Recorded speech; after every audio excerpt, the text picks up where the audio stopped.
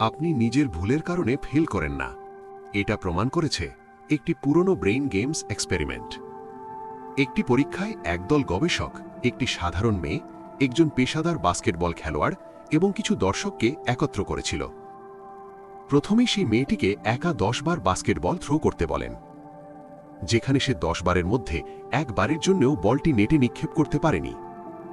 এরপর হোস্ট তাকে একই থ্রোগুলো চোখ বেঁধে করতে বলেন। কিন্তু এখানে মজার ব্যাপার হলো, মেয়েটি যখন বল থ্রো করছিল তখন পাশে থাকা দর্শকদের বলা হয়েছিল যে তারা যেন এমনভাবে মেয়েটির প্রতিটি থ্রোকে চিয়ার করে যেন মেয়েটির মনে হয় প্রতিটা থ্রোই সঠিক হচ্ছে। এতে যা হয় তা চমকে যাওয়ার মতো বিষয়।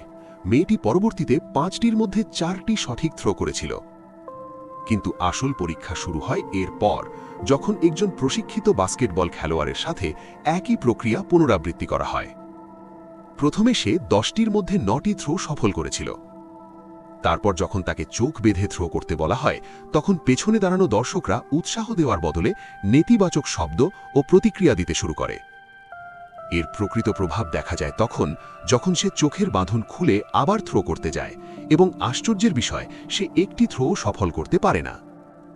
এই পরীক্ষাটি খুব পরিষ্কারভাবে দেখায় যে নেতিবাচক পরিবেশ আমাদের মস্তিষ্কের ওপর কত বড় প্রভাব ফেলে। আমাদের সক্ষমতা, কাজ ও সিদ্ধান্ত সবকিছুই প্রভাবিত হয়। বাস্তবে আমরা সবাই অনেক কিছু করার ক্ষমতা রাখি, কিন্তু অন্যদের নেতিবাচক কথা ও পরিবেশ আমাদের আত্মবিশ্বাস ভেঙে দেয়।